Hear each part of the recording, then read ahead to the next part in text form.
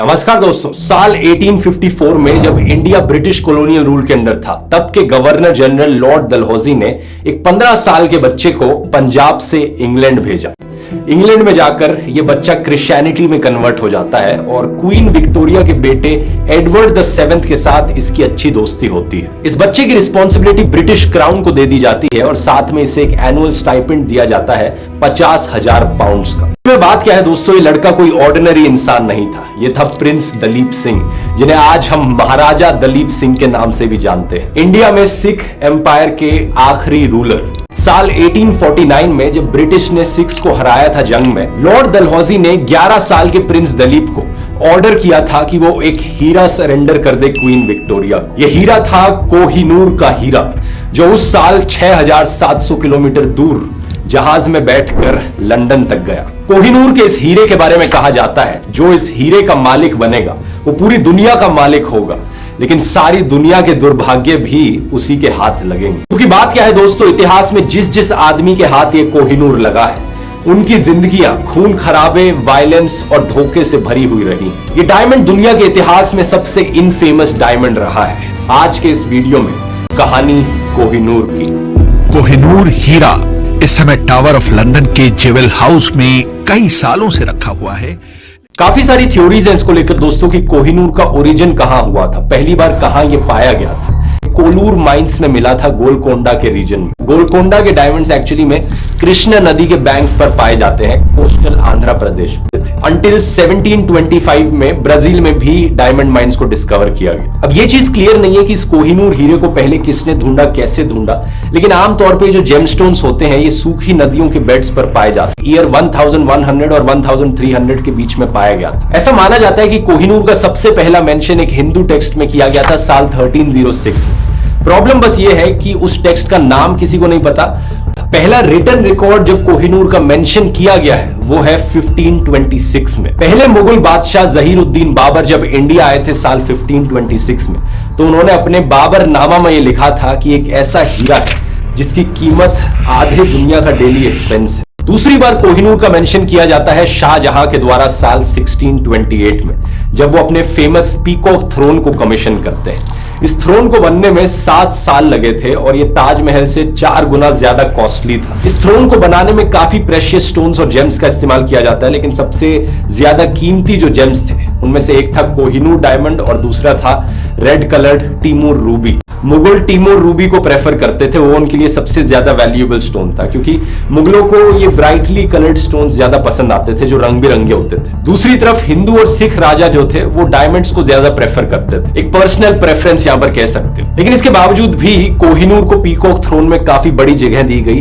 Peacock की आंख पर लगाई गई। पर अभी तक इस हीरे का नाम वैसे कोहिनूर नहीं पड़ा था। करीब 100 सालों बाद मुगलों के अंडर दिल्ली एक्चुअली में one of the wealthiest cities बन चुकी थी दुनिया की। 2 मिलियन लोग रहते थे यहाँ पर, जो कि लंदन और पेरिस को कंबाइन भी कर लो उससे भी ज्यादा पॉपुलेशन थी। साल 1739 में नादिर शाह दिल्ली पर इन्वेजन करते हैं और मोहम्मद शाह को डिफीट कर देते हैं। मोहम्मद शाह 15th मुगल एम्पायर थे, ग्रेट ग्रैंडसन थे औरंगजेब। नादिर शाह दिल्ली छोड़कर भागता है बहुत सारा खजाना लेकर अपने साथ। 700 हाथियां, 4000 ऊंट और 12000 घोड़ों की जरूरत पड़ी थी इतने खजाने को कैरी करने के लिए। इस सारे खजाने में कोहिनूर का हीरा भी होता है। यहाँ पर एक कॉमन बिलीफ है कि नादिर शाह को टिप मिलती है मुगल एम्पायर में काम करने वाले एक ऑफिशियल से कि मोहम्मद शाह ने कोहिनूर हीरे को अपने टर्बन में छुपा कर रखा था। एक पुराना वॉर कस्टम था टर्बन्स एक्सचेंज करने का, तो जब नादिर शाह प्रपोज करते हैं कि यहाँ पर टर्बन्स को इधर से उधर एक्सचेंज किया जाए, तब वो कोहिनूर का हीरा जमीन पर गिरता है और रोशनी में इतनी तेज चमकता है कि नादिर शाह के मुंह से निकलते हैं शब्द कोहिनूर। नादिर शाह ने इस पीकॉक थ्रोन को ले लिया अपने पास और जो टिमूर रूबी थी और कोहिनूर हीरा था उसे आर्म बैंड पर पहन लिया।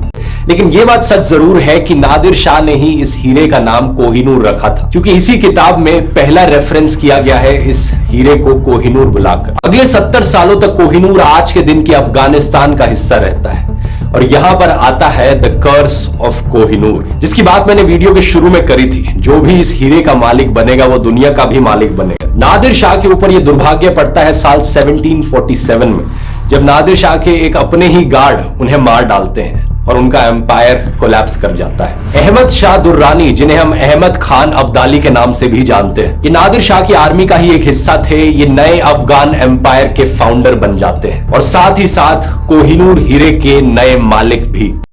अहमद के बेटे तैमूर तो ढंग से चला लेते हैं एम्पायर को, लेकिन उसके बाद जो अहमद के पोते थे वो एक दूसरे के साथ लड़ते हैं गद्दी के लिए। तैमूर का बेटा और जो तीसरा रूलर था इस एम्पायर का, जामन शाह दुर्रानी, उसे गर्म नीडल से अंधा किया जाता है। उसका भाई जो पांचवा रूलर था, शुजा शाह दुर्रानी, उसकी वाइफ वाफा बेगम ने कहा था, अगर एक ताकतवर आदमी 4 पत्थर को 4 दिशाओं में फेंके, नॉर्थ, साउथ, ईस्ट और वेस्ट में, और 5वें पत्थर को ऊपर हवा में फेंके, इन 5 पत्थरों के बीच में जो जगह है उस सारी जगह को आप सोने से भी भर दोगे तो भी उस सोने की कीमत कोहिनूर की कीमत जितनी नहीं होगी। शुजा शाह दुर्रानी कोहिनूर को अपनी ब्रेसलेट में पहन के रखता था। साल 1809 में इसे डीथ्रोन कर दिया गया, लेकिन ये इस कोहिनूर हीरे को लेकर भाग गया लाहौर और वहां पर ये रेफ्यूज लेता है महाराजा रंजीत सिंह के अंदर। रंजीत सिंह जी फाउंडर थे सिख एम्पायर के और दुर्रानी को बचाने के रिटर्न में उन्होंने कोहिनूर हीरा डिमांड की।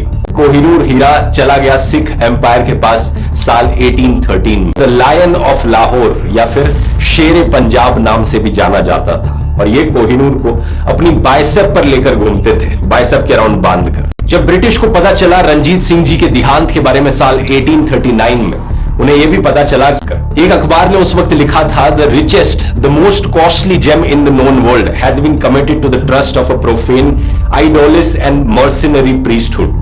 1843 तक आते आते सिर्फ 2 लोग बचे थे, एक रंजीत सिंह की वाइफ रानी जिंदन और दूसरा एक 5 साल का छोटा बच्चा प्रिंस दलीप सिंह। फाइनली 1849 में जब second Anglo Sikh war complete हुई, इसी रीजन से इन्होंने जिंदन को जेल में डाल दिया और जो इकलौता दूसरा मेंबर था फैमिली का, उसे जहाज में बिठा के लंदन भेज दिया और क्रिश्चियनिटी में कन्वर्ट करा दिया। जुलाई 1854 में जब दलीप सिंह की बकिंगम पैलेस में एक पेंटिंग बन रही होती है, तब क्वीन विक्टोरिया उन्हें मौका देती है कोहिनूर को दोबारा से देखने का।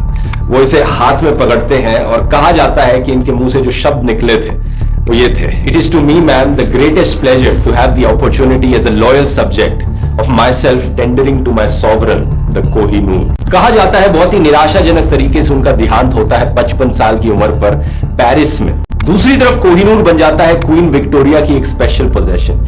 इंटरेस्टिंग चीज ये है कि वो जो कहावत थी कोहिनूर के बारे में कि जो भी आदमी इसका मालिक बनेगा, उस कहावत में ये भी कहा गया था कि ओनली अ गॉड और a woman can wear it with impunity. सिर्फ कोई भगवान या कोई औरत ही कोहिनूर को पहन सकते हैं। साल 1851 में जब लंदन के हाइड पार्क में एक बड़ा एग्जीबिशन हुआ था, ब्रिटिश जनता को मौका मिला था कोहिनूर को अपनी आंखों से देखने का, लेकिन जनता का रिएक्शन बड़ा अनएक्सपेक्टेड था। लोगों ने कहा कि ये क्या है, इस इतने से पत्थर के पीछे लोग पागल हुए पड़े। लोगों को यकीन नहीं हुआ कि वही कोहिनूर हीरा है जिसके पीछे लोगों ने एक दूसरे को मार डाला था। यहाँ उनकी आंखों के सामने ये सिर्फ एक ग्लास का पीस जैसा लग रहा है, ऐसा लग रहा है सिर्फ कोई आम कांच का टुकड़ा हो। ये चीज द टाइम्स अखबार ने लिखी थी जून 1851 में। क्वीन विक्टोरिया के जो हस्बैंड थे प्रिंस एल्बर्ट, वो कोहिनूर की दोबारा से रीकटिंग और पॉलिशिंग करवाते हैं साल 1852 में, ताकि कोहिनूर से लाइट और अच्छे तरीके से रिफ्रैक्ट हो और चमकने लगे। ये चाह रहे थे कि लोग इसे देखकर और ज्यादा आकर्षित हो इससे, लेकिन इस प्रोसेस की वजह से कोहिनूर ने अपना 40% वजन लूज कर दिया।